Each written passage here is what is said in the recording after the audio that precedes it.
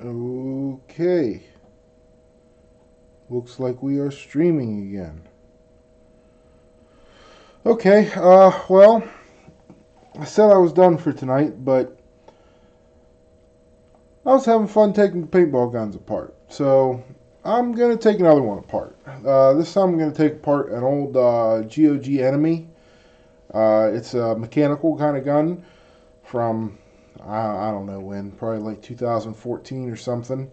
But this was one of my favorite guns to play with whenever I wasn't feeling like playing pump, because I mostly played pump whenever I got out of it. Uh, so every once in a while it was nice to play mechanical, and this was a good mechanical gun. It was nice and quiet and shot pretty good, especially after I freak bored the barrel on it. So we're going to take it apart again, and again we're just going to clean out the old grease, put some new grease in it, air it up, make sure it fires, and see where we go from there. Alright, so back onto the project then. So this is the enemy in question. I got the barrel taken off here. Let me see if I can find a freak insert.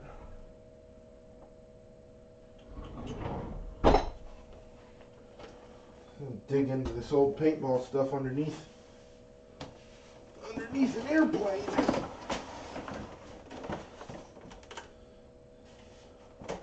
Like I know I have one here. I had tons of freak kits.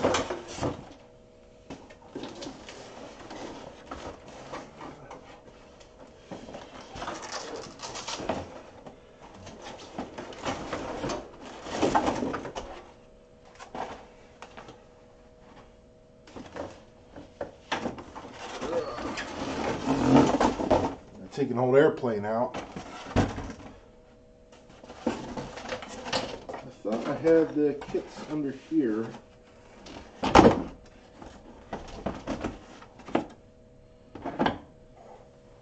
Nope, there they are on top. Tore all that apart for no reason. But actually, I see a Freeland Wade package back here.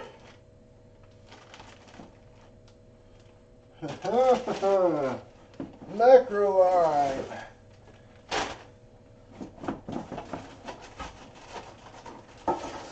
Macro line.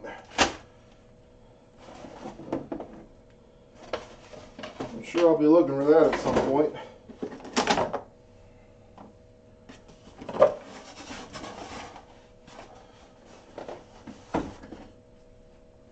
That was such a disappointing airplane down there too. It was like one of the only airplanes I bought all last year. The motherfucker crashed after like 2 flights. And it crashed, not me. Look at all the macro lines I just found over there. That's 300 feet. Anyhow.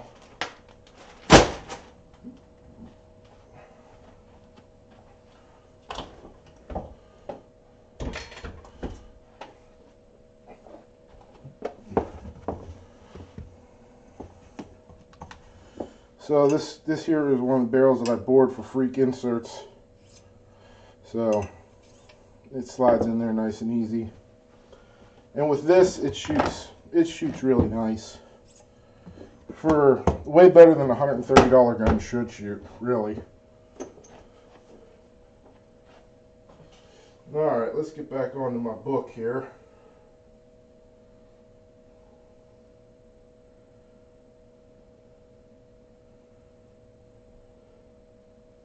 Could settle in and start towards sleep. Fess came back, and she wasn't alone. Okay. She had Mouth with her. Dragging the dryad into the tent by an arm, Fess paused long enough to close up the flaps. Then she gave Mouth a push toward Vince. "The dryad will service you," Fess said. Getting down next to Mouth, she unbuckled Vince's belt, unzipping his fly, and pulling him free in under 5 seconds. She held his back. Fess didn't move at the same time she started making Mouth. Her, but worse. If he had to guess, He'd be betting on her eyes glowing, thrusting into her autopilot, being ragged and climax. A stream come out in squirts and Dryad. He reeled his arms. Parting that became... It open and shook out the message inside. Thumbing it open, he read it through. Okay. Lord Vince, I'm glad to have you honor your word and arrive. Excuse me. Please, be swift and prudent as soon as they do. I would caution you to leave no lizard man alive, as they're all too loyal to their clan first. Everyone else should be spared. Yours in service, Duke Haint. Well, that's more or less what we suspected, Vince murmured. He handed the slip to Fess. Now, there's really nothing underneath this grip frame that really matters, but I always like to take these grips off just in case. I see no reason to disagree. Ramona? Vince asked. The dragon newt lifted a hand and fingered the sharp tip of a horn as she thought. After a few moments, she nodded her head. It's the best course of action. They'll be loyal to their family clan before the city, or Haint. And they're the backbone of the Trilands. Red shrugged her shoulders and then pushed her hip into Vince. Interpreting So that as as you her can demand see, of attention, he diligently from began the scratching dried her paint elbow. inside of this thing, Red will kill who you tell her to. I always just ran these things hard and put them away wet. Layla eyed the two of them and then Didn't even sighed. bother cleaning them most of the time because Power they're me up so and cheap Tell me what you need. I'll and do supposed it. to be so As for reliable, which exterminating they every were. lizard They man have in the been. city, it's probably not Didn't a bad even bother. idea as far as power struggles go. All eyes turned to Felicity, as it was clearly a round table type of discussion. The woman held up her ledger to cover her face, her eyes widening as she looked around herself. I'm just here to replace Alicia. I don't think... She started. Tell me what you think, not what you don't think, Vince interrupted, giving Red a swat on the side, then began rubbing the base of her ears. I think Haint wants you to take care of a problem he probably can't solve. He can also foist the blame on you afterward, Felicity said. Huh. That's not wrong. It's a valid point of view, too. I did promise to clear the city, though, so that's what we'll end up doing one way or another, Vince said. Another one of these stupid Remind me to filters. compliment We you don't need too any of someday. that. That, maybe give you a department of your own. Clapping his hands, Vince turned to Fess. Fess, as the acting commander of these forces, please prepare them for a night engagement. We'll be going through the gates tonight and clearing the town of every and any lizard man we come across. Fess came to attention and saluted smartly. Your will. She was made for combat and thrives in this environment. Turning his head back to the distant city of Vegas, Vince had the feeling he'd be putting in work tonight. His combat strength as a unit was unparalleled. Every lizard man he took down was one more his people didn't have to face. More than I could face them all myself and spare them. After that, Vince returned to his tent with mouth in tow. Sam was able to heal up enough that she was well and on her way to a full recovery. Rather than return to her cage, Vince spent the day modifying it until it was more of a small, ribbed, tent-like structure instead. She spent the day sleeping inside of it peacefully, and the day trod on without incident. Several times they spotted lizardman scouts watching their encampment. Whatever they saw seemed to satisfy them, because as the day went on, they seemed less and less interested in them. As night fell, his troops began waking. They'd been told to sleep and doze through the day to prepare for the night. Dinner was served. Looks like that's just a, I never had this thing apart. This just looks like a stopper that holds this from coming out. Keeps the body from coming out accidentally. The vast majority of the troops would pour into the city and head straight for the barracks. Their goal was to catch them as unprepared as possible and slaughter them. If they could do it while they slept, all the better. War wasn't a place for the faint-hearted. Then, as if by magic, the gates swung inward. As one, the entire force set off a slow run. They needed to conserve energy, but they needed to get there quickly as well. Nothing was said. Oh wow. There were no shouts, no cries, no trumpets. That's or pretty rumors. gross. Everything was still, except for the pounding of feet on grass and dirt. The distance was covered in a minute. The fleet-of-foot beastkin made it look easy and sure. Then the 1,000-strong force burst into the city and spread out according to plan. Vince's own target was the seat of government for Vegas, the Chancellor's Tower. It was where Haint would be, which meant it was where Vince needed to be. He had to protect his newest Duke and ensure he made it out of this alive. The simplest way to do that was to attack the tower head-on. That, and it's where a number of the elite guards are. If they believe I'm attacking him direct, they're less likely to think he's in on the whole thing. Vince grinned painfully. Let's see, we're gonna have to scrape this stuff off. Of weapons as his people engaged the city guard. Sounds like everything is going as planned. Ramona said as she jogged along beside him. Red agrees. The scent of blood is heavy already. Red said from his left. The mages have sealed up their private barracks. Lena said. They've made sure they'll not be dragged into this fight. Great, Vince said. That was good news. It meant that Haint had already talked to everyone that wasn't part of the city guard, though the major task was still ahead. At the end of the boulevard they were moving down, Vince could see the tower. Everyone get ready. It's time to crash the tower and put paid to the hospitality they showed Ramona previously. Vince growled out. Chapter 30. Several lizardmen were posted outside of the tower. Before he could say anything, Ramona took flight and went upward, then came right back down. She cannonballed into one of the guards, crushing it up against the stone wall. Red was only a step behind her, having poured on the speed and gone sprinting away. Catching one of the guards moving to engage Ramona, Red attacked. Her clawed hand sped out and tore a gaping chunk out of its chest. Spinning up and around its back, she raked its eyes and rode to the ground. Layla threw her right hand out with a muttered phrase, and a purple projectile left her fingertips. Then, she let herself draw back a bit, her floating disc slowing down. The brackish, oil-like substance coated the last guard and began dissolving as it screamed. Vince lowered his shoulder and began channeling his power as Layla taught him. Guiding it through the grove, he reinforced his body. His skin and bones became as hard and rigid as steel. Just before he crashed into the door, he added a tremendous amount of density to his body. The door shattered, and cracked stones fell free from the archway. Stumbling through the rubble, Vince had become a human wrecking ball. Two unlucky guards had been This on is the other side and were 90% ground down IPA, the door, stones so Vince's charge. even now it Vince stinks power pretty he was hard. feeding into himself and looked around. Sam darted in behind him and sped onward. In her hand she carried a ratkin spear, which she'd been training with. Okay. She drove it straight into the brain of a third lizard man, through its eye.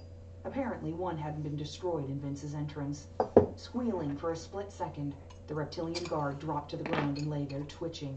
Sam yanked her spear free and hovered in position. Red and Ramona came next, clearing the room and ascertaining that it was indeed safe.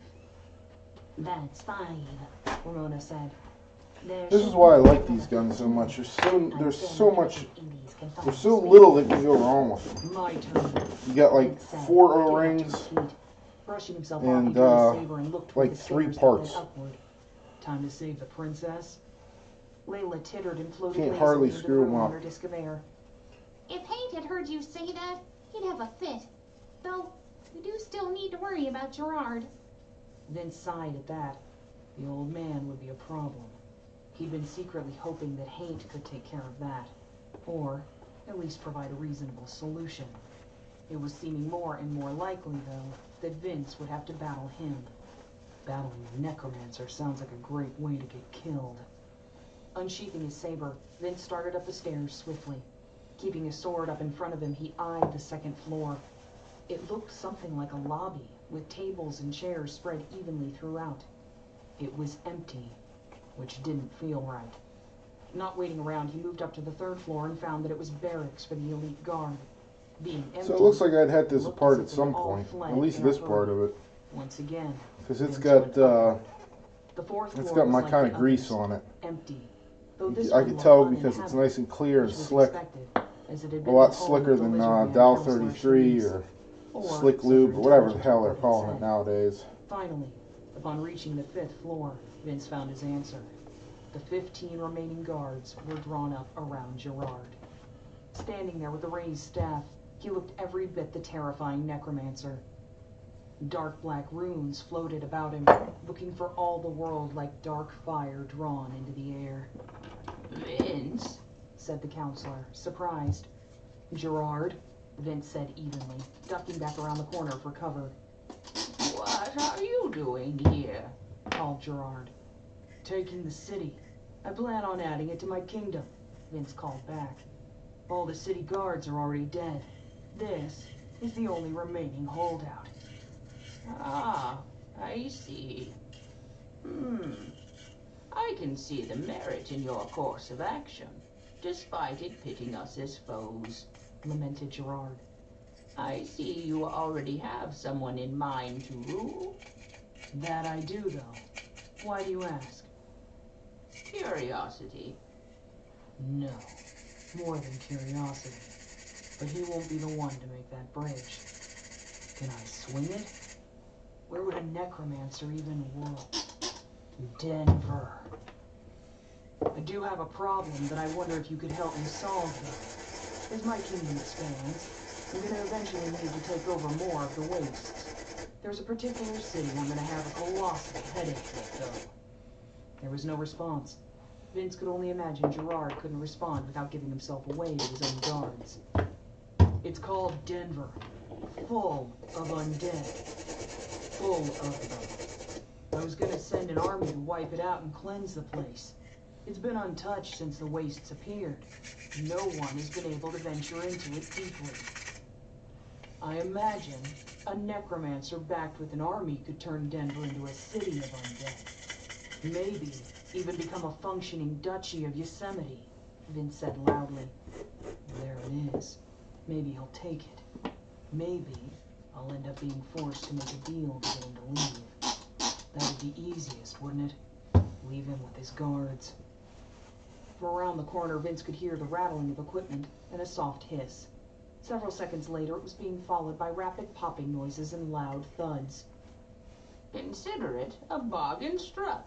I look forward to taking Denver into hand. You said it's an entire city of undead? How curious and interesting. I wonder what types there are, Gerard said calmly. Peeking around the edge of the stairwell, Vince saw all 15 guards on the ground, dead. Gerard had already started moving to one side, seemingly lost in his thoughts of becoming a Duke of Denver. Oh, do you need any help with hate? Gerard asked, looking up from his thoughts. No, he's going to become Duke of Vegas, Vince admitted. Stepping into the room, he sheathed his sword. Gerard snorted and waved his hand at the ceiling above him. He can have it. Do you think we'll be able to move on Denver soon? In the next month or two. We're currently in the process of taking Variks. Oh? Wonderful, wonderful. I'll retire to my rooms for the time being, my Lord Vince, Gerard said to Vince. Of course, Duke Gerard, Vince replied, bowing his head to the necromancer. Well, that's ugly. Smiling at the title, Gerard nodded his I head. guess we'll over the have door to his to put a little chambers. bit of glue on that. I wonder if it's zombies or ghouls. Skeletons, maybe? Ooh, what if it has a wraith or two? Oh, or even a lower tier necromancer. Or a lich. Or all of it. I bet if I... The trail of spoken thoughts were cut off and muffled when Gerard closed the door behind himself. Vince let out a breath and grinned. Not waiting around, he clambered up the next set of stairs. Knock Moving off quickly any to the extra interior there. hallway, he found only one chamber door. Opening it, Hit it with he a little stepped bit of in. accelerator. Inside was a lavish room, decorated smartly. Sitting at a desk was Haint, writing with a smile on his face. Looking up at the disturbance, he was clearly shocked to find Vince standing there. Then, his smile grew wider. Goodness, my king. Have you already secured the tower? Haint said, standing up and then bowing politely to Vince. Indeed. It was decided that the best way to protect you was to take the tower and force your cooperation to assist us, Vince admitted. He could hear the rest of his people checking corpses the floor below him, their muffled voices floating up the stairs. And Gerard? Haint asked neutrally. He's to become the Duke of Denver, which just happens to be a city of undead. We'll be situating him in his ducal lands probably in the next 2 or 3 months. I'll be supporting him with Yosemite's army, of course.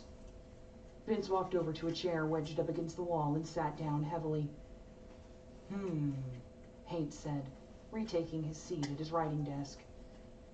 I can't say I'm happy to share the same rank with the man, but then I must admit, it'd be good to have him on our side. How do you plan to keep him in check after you've granted him your lands? Not sure yet, Vince said, but we'll figure out something. In truth, he did have an idea, but he didn't want to share it yet. Undead suffered tremendously under the weight of blessed belief. It was well known that when the wastes opened up, so did the heavens.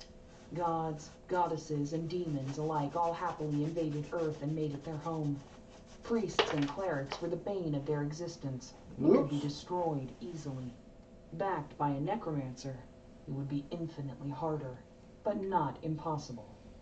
And if I turn all my dryads into priestesses, they can use the Grove power base along with their faith. Faith is the strongest weapon against the undead, and it'll also be their shield, so long as they live. I'll leave you to it then, Lord. I myself am quite happy to simply name Xanthus in your stead. Speaking of, I brought you a codex of the laws in Yosemite. They're fairly straightforward and benefit the masses. Nothing too onerous such as you. Vegas will also be the first place I begin sending my dryads when they come of age, Vince said. Setting his head against the wall behind him, he closed his eyes. We'll also start building out the garrison in Fort immediately. Oh? Haint asked. Of course. I can't have my Duke in the South not be given the same benefits that others receive. We'll start recruiting immediately for those who wish to join the military. They'll be trained in Yosemite, then garrisoned elsewhere, while those not from Vegas are sent here. For that, Okay. my thanks. Let's see, what It would else? seem you've put a lot more thought into this than I gave you credit for. Not me. My people. I have a lot of strong and smart people behind me who make it easy. There was a shuffling at the door that got his attention. Opening his eyes, he found Layla and Felicity standing there. Speaking of my smart and talented people, here's some of my brightest. Felicity, Layla, this is Duke Haint, Vince said, introducing the two to the dragon. Haint nodded his head from his desk. Layla and Felicity bowed politely to him in return. It would seem protocol has already been established. One thing less for me to fuss over. Lord, the city is in our complete control. The lizard men were killed to the last. Our people have already started to settle in. City patrols are being conducted immediately and routinely. We've a number of patrol leaders making contact with the criminal element and giving them what we're willing to look the other way on, and what we'll burn down their part of the city for, Felicity said, opening her ledger. The codex is being proclaimed and posted in all meeting places. We expect the citizenry to understand their new laws by evening, and punishments will begin being handed out. You will need to preside with Duke Haint at the first hearing.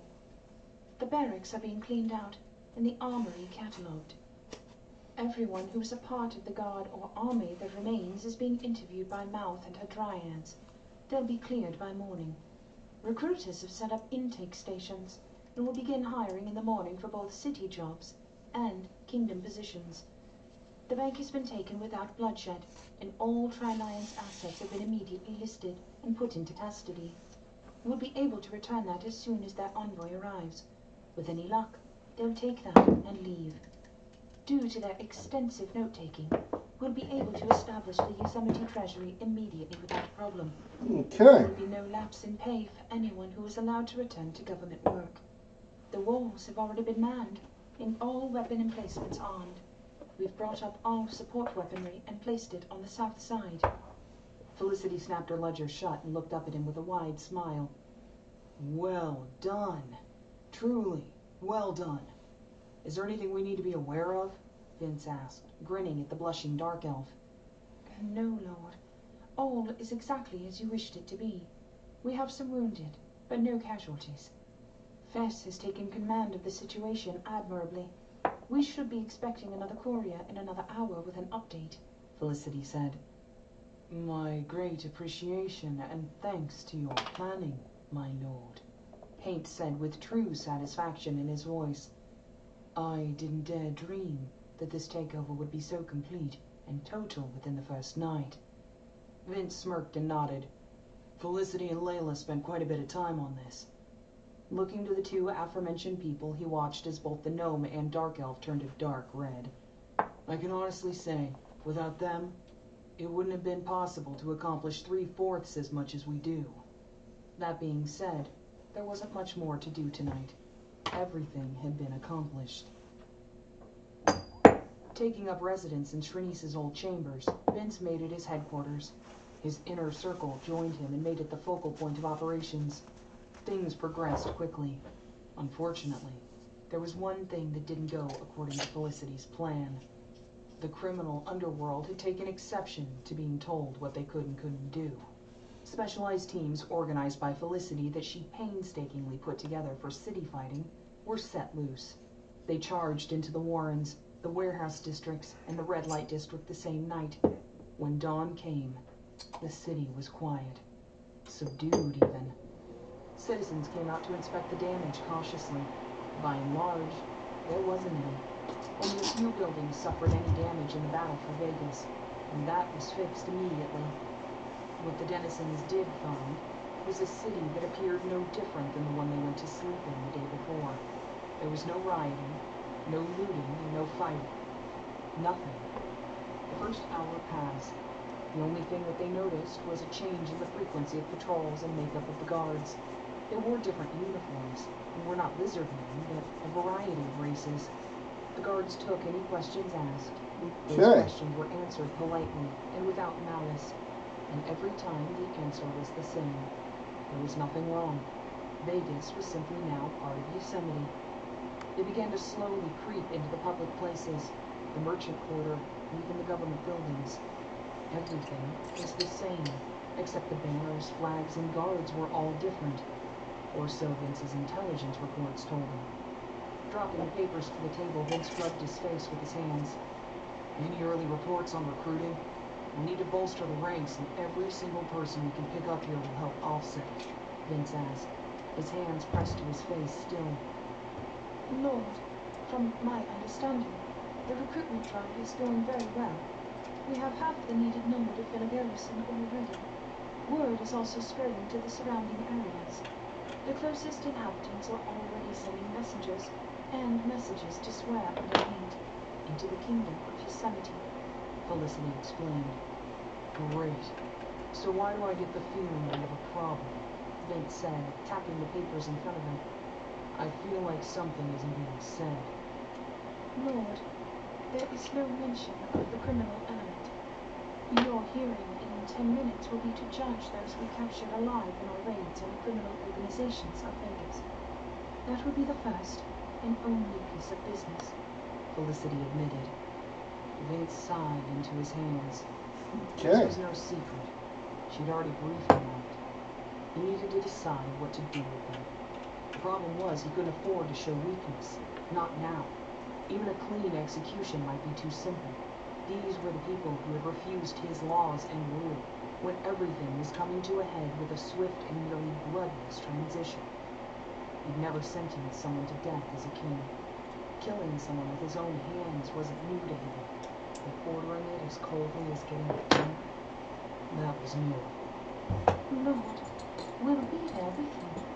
No one is expecting me to do anything other than execute them all, Felicity said softly, reaching out to touch his forearm. Vince nodded, not saying anything.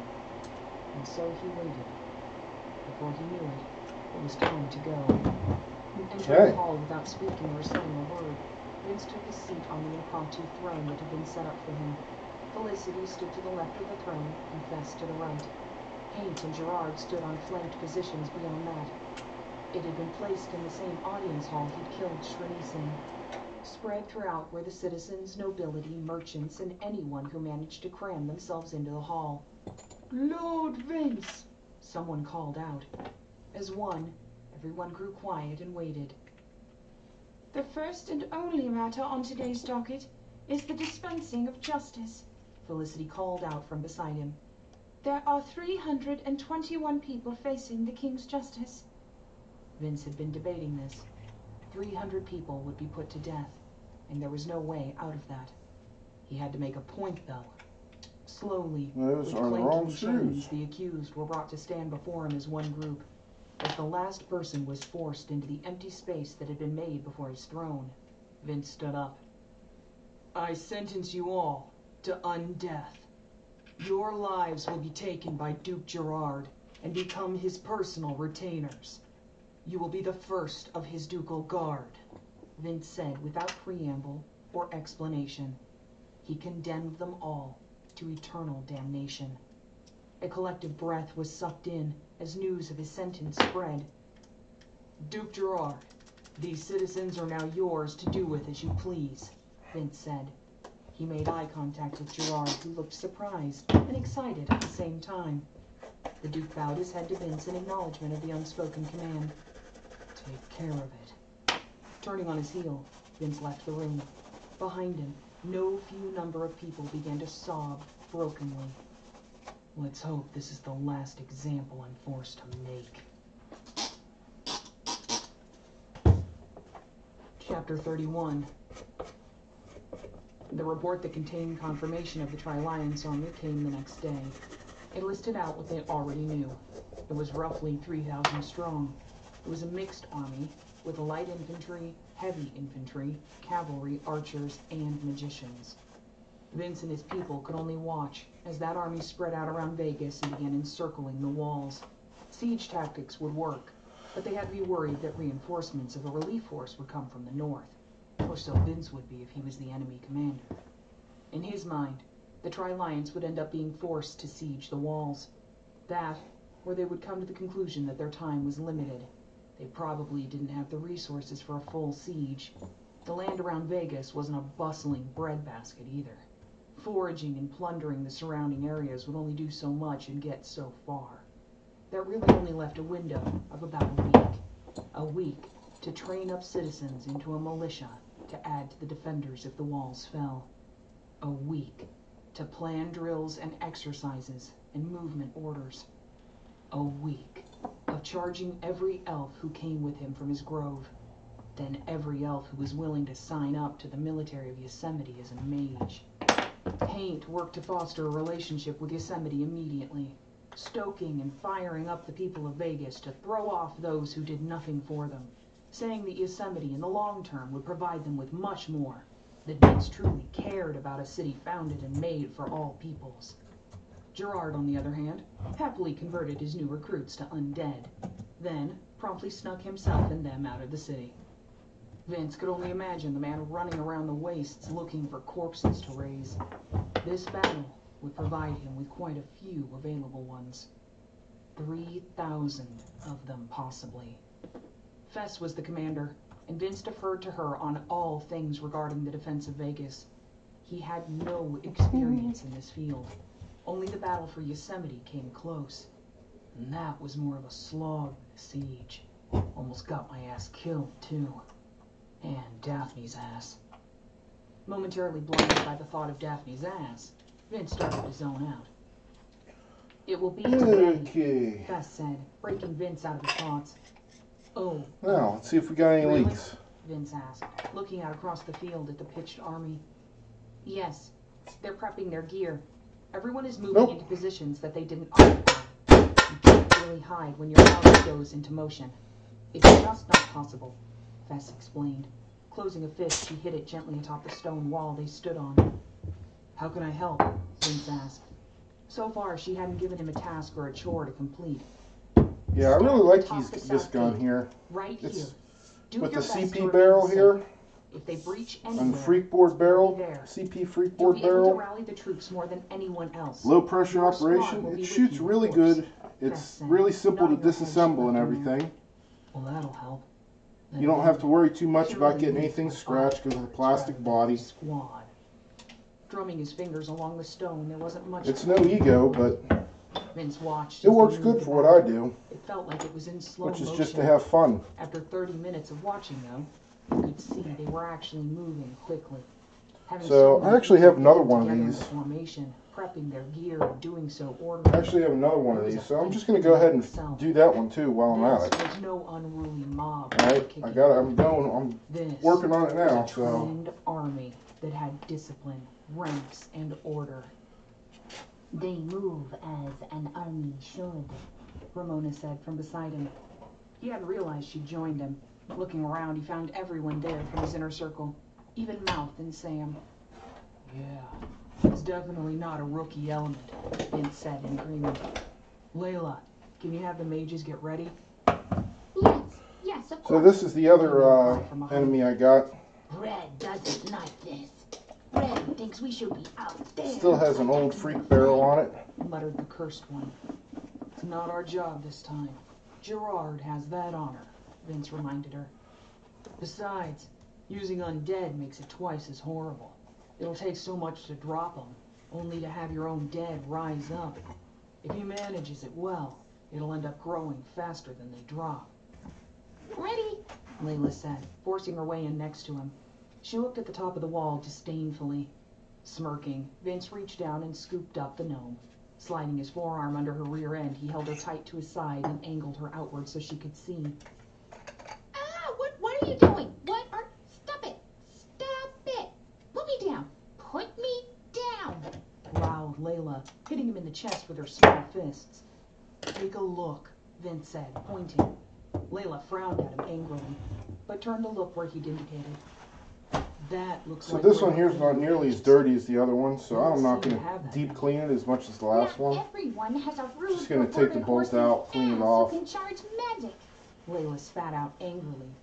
Come on, is it that bad? It's not like I'm running my hand up your robe or something. Anyways, if they're focusing all their power there, it means they're aiming at this gate, right? Vince asked. Layla's cheeks were flushed as she glared at him. Probably. No guarantee. Nothing in life ever is.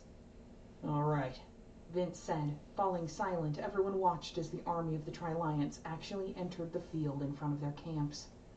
Then, several individuals on horses rode out. Crossing perhaps half the distance to the walls, they stopped. You will relinquish Vegas and return it to its rightful owners. There will be no negotiations. You have 1 minute, came a magically amplified voice. Turning, the trio left as quickly as they came. Can I fly over to them and give them a response? Ramona asked archly. Her left hand came up and she began playing with the tip of one of her horns. Nervous habit much? No, best not. It would put you at risk, Vince said, declining her request. We'll just wait for the attack. Do what we can. Looking over to the left, he found Mouth hovering nearby, nervously looking out at the army. Mouth, Vince said, spooking the dryad. She looked at him and gave him a warm, shy smile. Keep Sam with you for protection. On top of that, I need you to play medic. Stay back and work to get people out of harm's way when they're injured. Stabilize and move on. You got it? Yes, of course, Grove Husband. Mouth said softly, nodding her head. Sam fluttered and gave him a cold look, but didn't argue the job. So that's why these guns were so popular for rental fleets and all that stuff. I mean, that's all it takes to clean one of these things up. And several siege towers began lumbering forward. We never Wipe this saw up a little bit. Weapons, did we?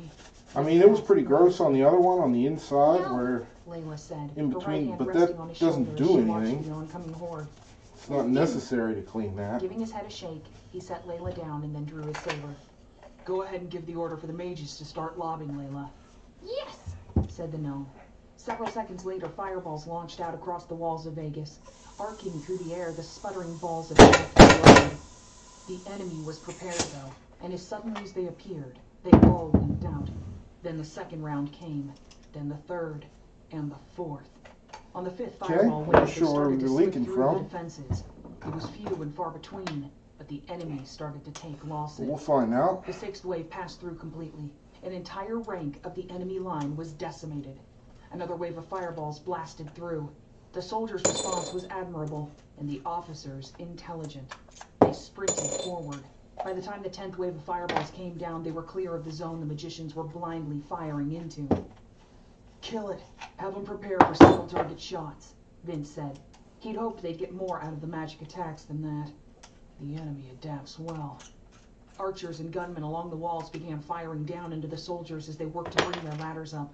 Arrows and magical crossfire started to arc up at the defenders on the wall. Soon, it was too much, and they were forced to back away from the edge or be killed. Even Vince had to move away as arrows buzzed by overhead. Now came the ugly blade work that everyone was expecting. Beside him, Ramona and Red waited. Layla had already retreated back with Mouth. A dwarven head popped up over the wall in front of Vince. Gliding forward, he skewered the man in the throat with his saber and drew back. The dwarf clutched at his Wow, that's probably the easiest fix. Disappearing. Then a lizard man came up and over the wall in a leap. Ramona took him to the ground as Red dashed in to claw the face off an elf who was next on the ladder. Ramona finished the lizard man and threw the corpse back over the wall. The tail of the corpse smacked into the face of the helmeted warrior who appeared next on the ladder. Screaming, the female soldier fell off the wall. On each side of them, though, the defenders weren't so lucky. The wall had been cleared, and his soldiers were being pushed back. "Damn! Red, Ramona, hold here," Vince ordered. Speeding off to one side, he approached the closest siege ladder. Thrusting forward, his saber caught the unprotected neck of an unsuspecting attacker. Screeching, the soldier dropped to the ground with both hands pressed to their throat. Moving on, Vince swiped out rapidly twice in succession, forcing another foe back to the wall. Smashing out with a wild kick, he connected with the soldier's kneecap. With a crunch, they fell to one side, screaming into their helmet. Wading in close, Vince popped them twice in the face with the pommel of his sword. Paying no more attention to that one, he struggled to get closer to the ladder. Okay, so it's a regulator From leak. his side. An elven It's woman not even a gun leak. The blade skimmed off his leather-covered side, but he felt the edge part his flesh regardless. Grabbing the wrist of the woman, he broke it, then jammed the dagger up under her chin. The bloody inch of steel was visible in her mouth as the blood flowed down over her hand. Whipping his left elbow around, he cracked her in the cheek and sent her tumbling into the interior of Vegas. With only a second to think about it, Vince dodged to the right as a sword struck him into the left shoulder. The tip lodged itself in what he thought was the bone, but the force had been blunted by his armor. Alright, I'll be right back. I need to get chainmail. Cow skin won't help me in these melees. Punching with his right hand, he broke the blade in half. Taking another step forward, he meant to attack the person with the broken weapon, but they were lost in the press of bodies in front of him.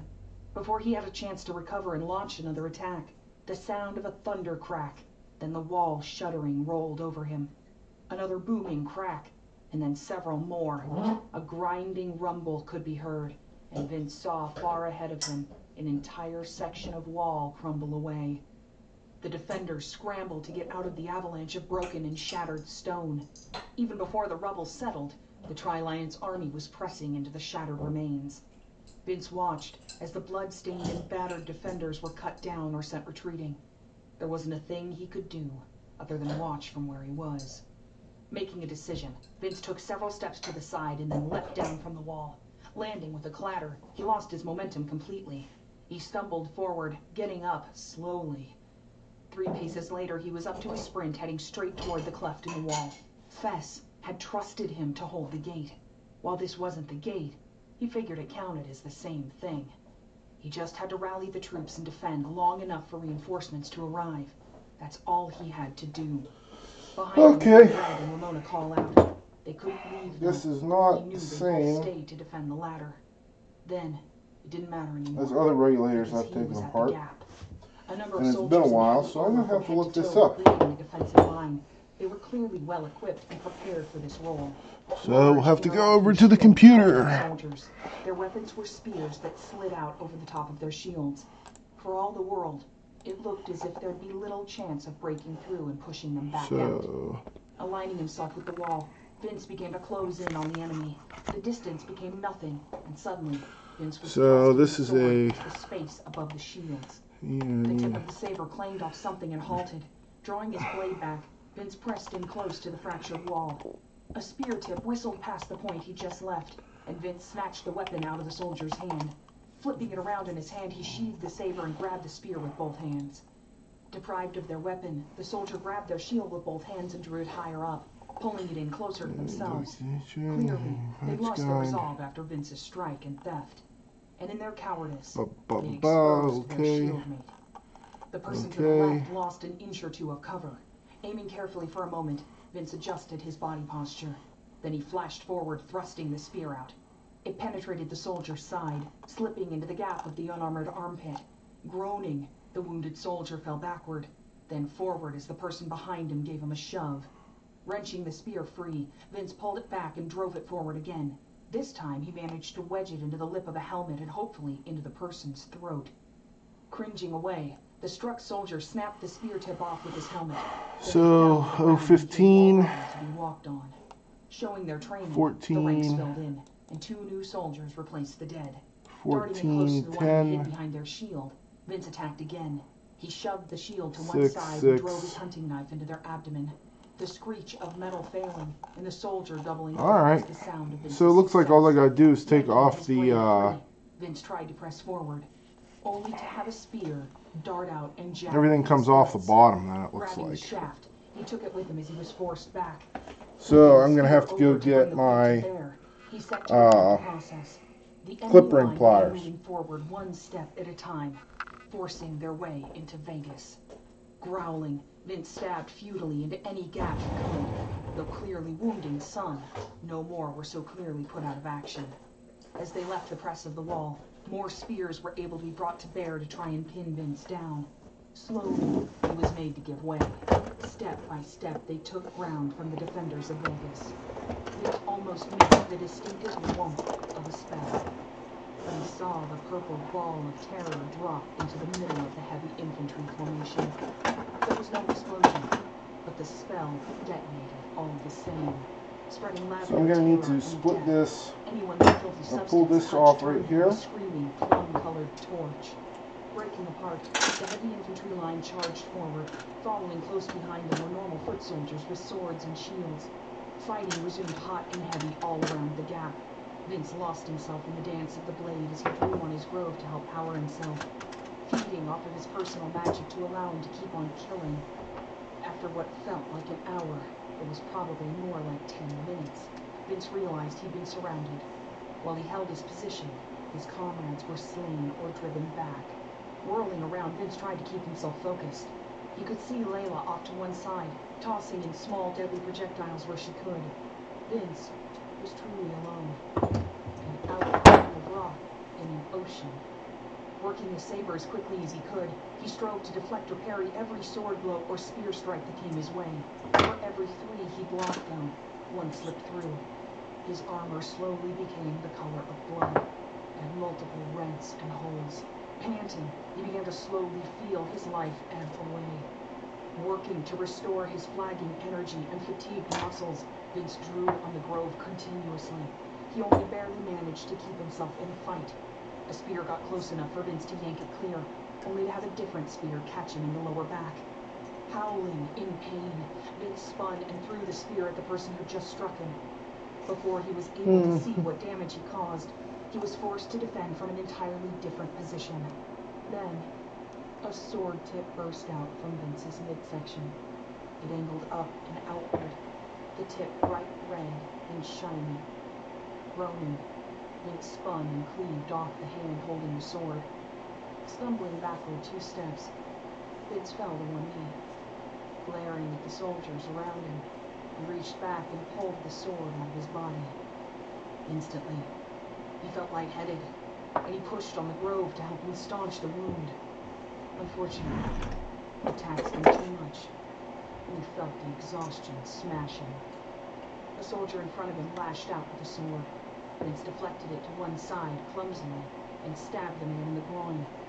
Shuddering, Vince couldn't keep himself upright, and he slowly sunk to the ground, laying there in the broken bits of stone and earth. Vince could see the gap. Coming into that gap was a never-ending wave of enemy combatants. They all had the appearance of those who had already been in combat. They seemed to be moving easily. Damn. I have to get up. I have to get up. I need to fight. Watching without being able to act, Vince felt helpless.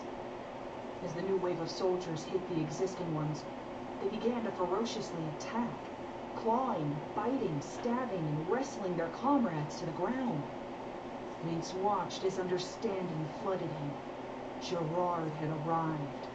He wasn't in the right place, but he sure was here at the right time.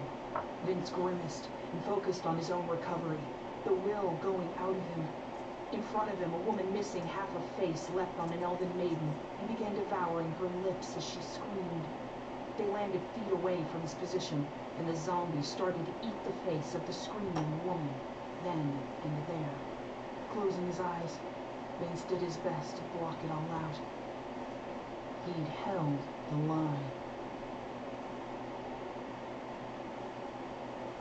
Chapter 32. Cleanup was quick. Enemy corpses being turned over to Gerard, while friendlies were carried into the heart of Vegas. The wall would take a while to be put back to rights, but it had held long enough. Fess and Felicity had planned the battle as well as they could, but even then, the victory was hard to accept. So years ago, I have a quite an extensive collection of O-rings, basically from 003 to 020. So whenever I see an O-ring, or if I have a leaking problem like this, I'll just replace all the O-rings. It's just easier. On him at all times. Leaning back in his chair fractionally, Vince looked at the emissary of the Tri-Alliance across from him. They'd been seated for only a minute before the dwarven man started making demands.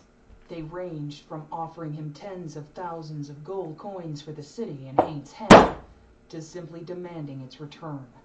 The emissary clearly had no experience dealing with someone of equal rank or higher, and couldn't seem to decide how to handle the situation. Up to this point, Vince had listened quietly, even politely, but he was out of patience. The dwarf had been droning on continuously. Pay for each and every soldier slain, then... Stop, Vince said, holding up his hand. Let me tell you now what you'll receive. Then you can leave, or I'll have your head on a pole. Vince shifted in his chair to lean forward, glowering at the bearded dwarf. Mouth's hand followed Vince as he went, pressed to the middle of his back.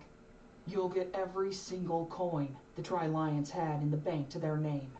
Consider that as a gift and a wish for neutrality on my behalf. Then you can take yourself and get the fuck out of Vegas. Other than that, the only thing I'm willing to give you is a swift death. That is my offer. Take it and go, or just go. Now, I thought, started the dwarf again. Instead of listening, Vince stood up and walked out of the tent.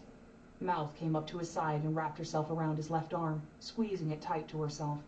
Vince could feel the constant flow of healing she was sending his way. Just how close did I get? Felicity was there in a flash. Her dark eyes... So I'm looking at... Sam followed along behind her. I'm looking at this picture here. Anything beyond the expected, Lord? She asked. No, not at Well, all. this doesn't look like it makes sense to me. With or without the gold. I don't care. Why would... Shambling his way to the tower. Both Duke Haint and Duke Gerard wish to have a word when you're able. Fess, Ramona, Red, and Layla are all out on duties I gave them, Felicity said quickly. All right. Schedule both of the Dukes. Haint first, then Gerard, Vince said tiredly. Just give me 5 minutes to catch my breath. Vince didn't want to admit it, especially to himself. But he felt beat.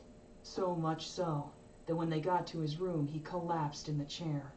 Sitting there with his eyes closed, he focused on keeping his breathing even and waiting. This doesn't look like that makes sense to me. Husband, it'll be all right. You were very close to death's door.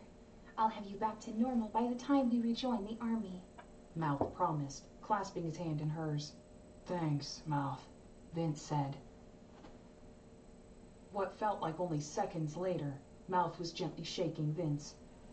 Your first meeting is soon. Forgive me for waking you, but Felicity will be leading him in about a minute. Mouth said softly. She pulled one of her hands away from his and straightened his jacket and hair quickly with nimble fingers. Vince blinked groggily and looked around himself. Did I seriously fall asleep in a chair?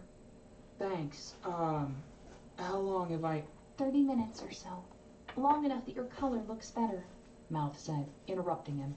A pair of solid knocks came from the door, then it smoothly opened. Felicity walked in and held the door open. Duke Haint to see you, Lord. Standing to his feet, Vince smiled. Haint entered and came over immediately. Vince could feel that his mind was shielded firmly, simply because of the fact that he couldn't feel the dragon in the room. Felicity shut the door behind him and then joined them at the side table.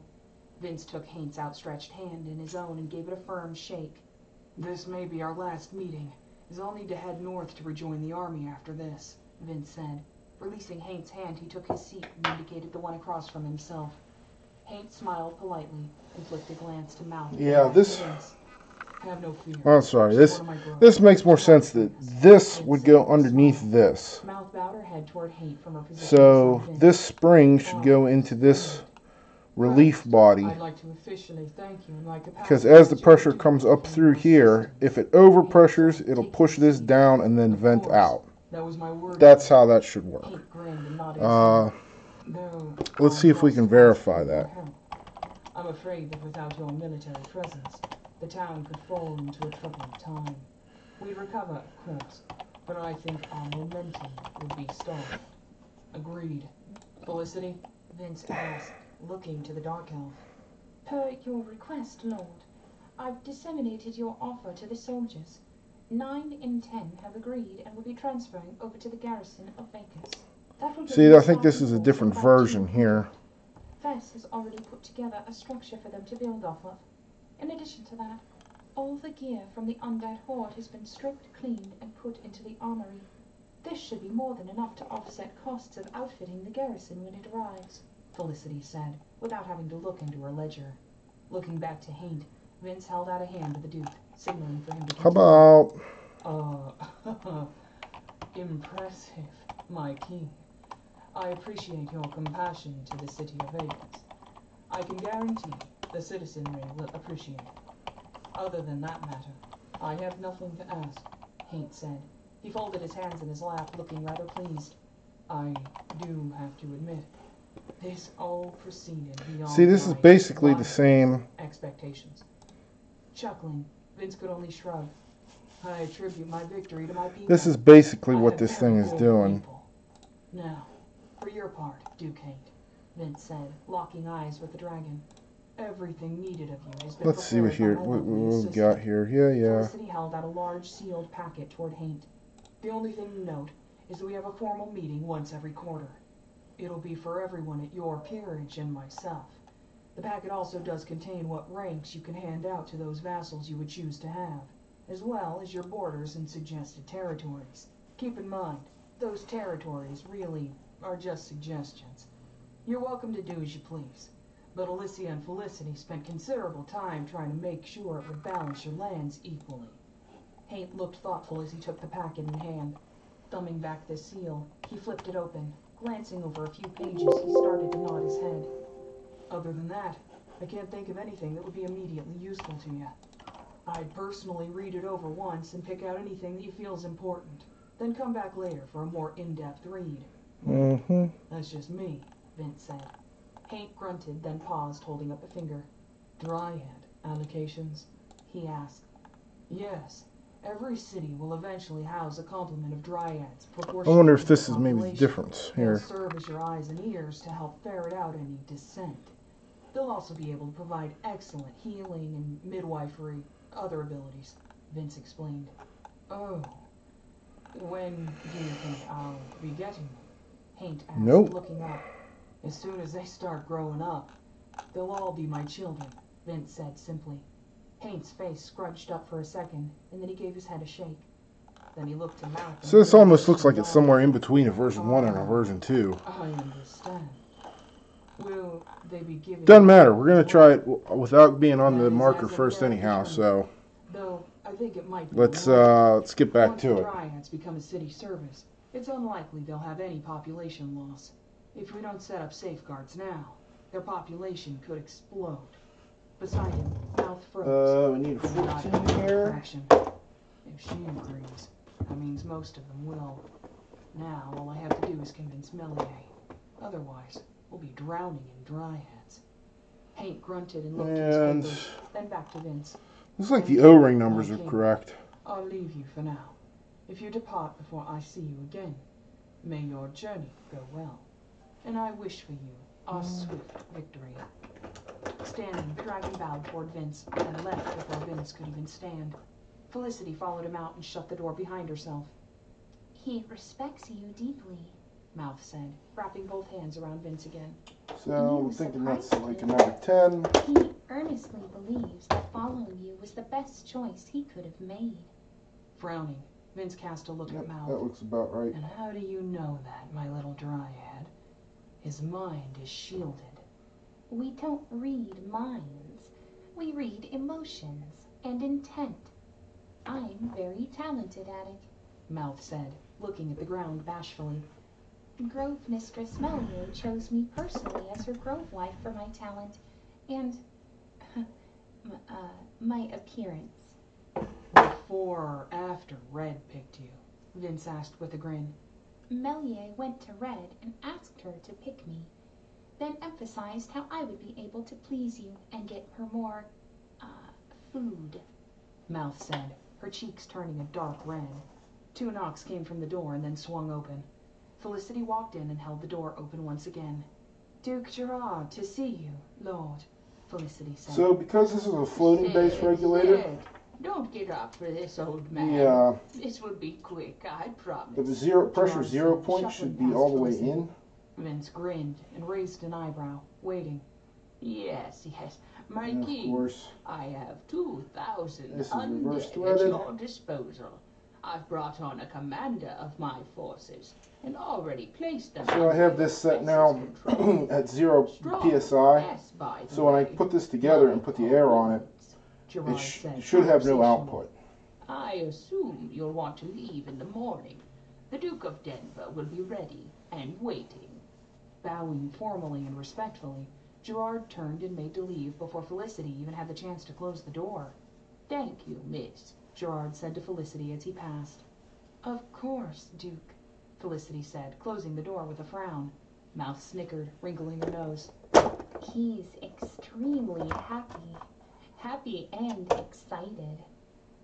Necromancers get a modicum of respect in the Tri-Lions, but they're also prone to receiving a good bit of fear and derision from what we've been able to find out, Felicity added. Huh. In other words, I gave him exactly what he wanted, so he's happy, Vince summarized. Oh, yes. You made your offer based on his own merits and offered him a city where he would reign completely, and did so not because you had to, but wanted to. He's well aware that he could have held the floor for a day or two, but would have fallen eventually. I don't think he'll be a problem for you, but that's only how he is today. Mouth said. That's good, I suppose. If there's nothing else, Felicity, I think we should prepare for travel. We'll be moving with few soldiers, lots of undead, and many miles to go. Nodding her head at his words, Felicity flipped open her ledger, pulled out her pen, and started writing. The next morning, Yosemite's king was on the move again with his forces. Their trip was slower than the one they'd made the previous week. Stopping in every city, village, or town they passed, Vince made sure to let the citizens know of the change in Vegas. Each and every stop revealed that Yosemite's influence wasn't being resisted. The leaders of each location had clearly assimilated the Codex of Yosemite and were already adhering to its laws. Having their new king visit them personally only added to the prestige of their perceived reputation. After learning of the new Duke of Vegas, many stated they planned to travel south and swear their loyalty to their new liege lord. Duke Gerard stayed with Vince in his inner circle, though the undead horde marched far to the east or west of their northern advance. The trip in general was made without incident or anything that would stand out. No one bothered them, and by and large, it was a good time to recover. As they were nearing the area where Vince expected to find Petra, things began to grow tense in the army. For himself, Vince felt rather laconic. Fess had recently rejoined him in his bed, after having stopped offering up Mouth as a replacement. In the late morning, Vince and his band broke into a spot on the path that offered them a wide open view of the fields ahead. On the west side were a series of earthworks and wooden walls, defended and held by Yosemite soldiers. To the east was a stone fort that had clearly been erected with magic. Between those two defensive positions, a battle was taking place in the no man's land. It was clearly only a skirmish, but losses were being inflicted on both sides. Okay. Why doesn't Petra just bottle up and let him sit out there? Fess grunted and folded her arms across her breastplate. Petra hopes to win a war of attrition, perhaps? Kitch holds the center. Her people don't really take losses, they inflict them, said the orc warrior, gesturing to the middle of the field. Sure enough, Kitch and her people were there, carving out a bloody chunk of the high elf line. Still doesn't make sense, unless we really aren't taking as many losses as they are. Shame we Okay. didn't breed the griffins fast enough. She'd be unstoppable, Vince said with a sigh. Turning to Sam, he held out his arm to her. The Fae glanced to his arm and then back to the field. Without looking, she settled down gently on his forearm. I need a favor, Sam. I need you to take a low-to-the-ground route to Petra and let her know we're here. Gerard's horde is going to flank and cut down as many of those elves as we can. Say in 10 minutes. So we got some pressure in here now, and it's being stopped because that's what we thought was going to happen. It's at 0 psi. She was off like a fox. So the next thing I want to do here is I'll get my troops ready, my king. look at the documentation. Steps off to the side of the path and sitting down. Layla, Parts guide, parts guide. Distance when they get to the gate, preferably to get Journals. right as they're going through. Vince said. Maybe? I'm not sure. I want to see what the pressure Layla paused as Vince sat down on the ground right pressure is for these. What are you doing? Layla asked. Reaching out, he snatched up the small woman and pressed her down into his lap. Laying his hand on her shoulders, he started channeling every bit of power he could into her. You'll have the power now, so get to work, Vince said, giving her shoulders a tiny shake to make sure she was still there. Okay, yes. Layla said tonelessly as he got her drunk on magic. Layla said something under her breath in a drunken sing-song voice and then flicked out a hand. A tiny purple arrow sped off. It landed 50 feet from the gate to the elven stronghold. That should be the range. With a tiny bit of, adjustment. Layla said, wobbling back and forth in his lap. Good. Red, Ramona, please act as guards. Fess, I can't think of anything else that would be helpful, can you? Vince asked. I don't think they'll send anyone this way, but I'd rather be ready for it. Fess shook her head. Unsheathing her big blade, she moved to stand beside Red and Ramona. Clearly, she intended to act the part of a guard for the time being. I agree, she said. Layla started to sing softly to herself, her body bobbing along. She kept her hands in front of her out of Vince's view. He could actually feel the drain of power, though, as it cycled out of Layla and draw directly from where he was feeding her more. Red is tired of fighting. Red enjoys hunting, not fighting. Red wants to go home. Have Mouth get Red a meal and go to bed, whined the cursed one, dropping down to a kneeling position. Her tail flicked back and forth in an annoyed fashion. Ramona sighed and shifted her weight around. Ah, see? That's the picture I actually wanted right there. That lets me know I put that together the correct way. Meals with you. I do agree with you about going home. I have become truly tired of fighting, admitted the dragon newt. at least for now, She amended. Off to the west, Vince saw a flash. Honing his mind, he focused in on it. Sam. It's Sam on her way back. Pressing his lips together, Vince waited as the Fae approached. In no time at all, Sam was back. Panting heavily, the Fae flopped over his shoulder, her arms dangling over his chest and her legs on his back.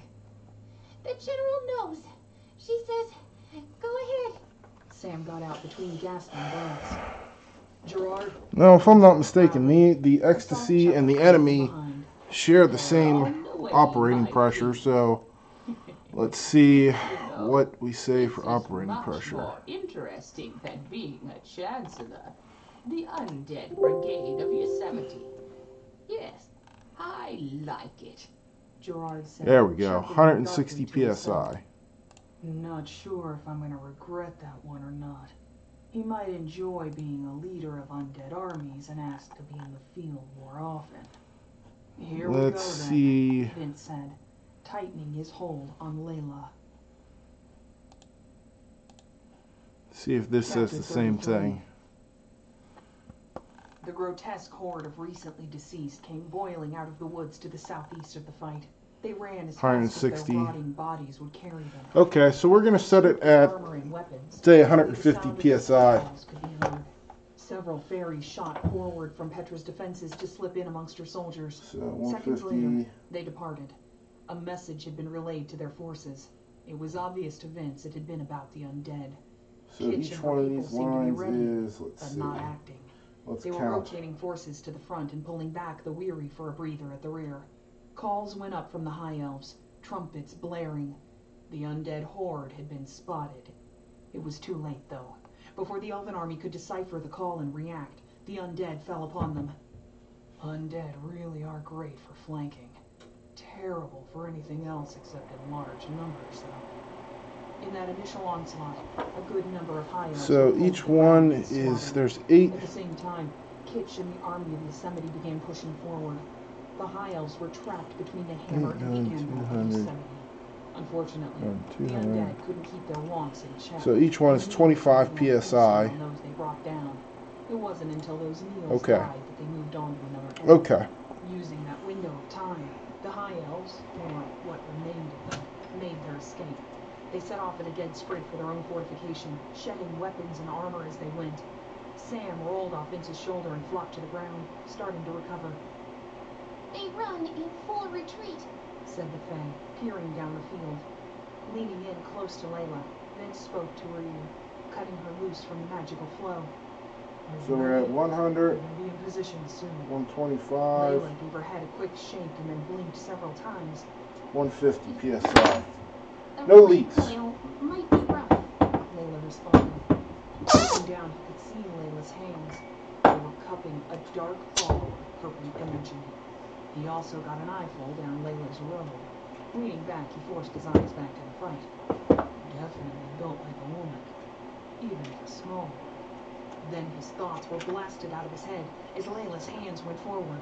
The force her spell generated backward was enough to flatten Vince onto his back. Then he was spun end over end. Tucking up in the fetal position, he held on to Layla, curling up around her. He did his best to shelter her as they tumbled along in the grass. A final flip, and they ended up sideways.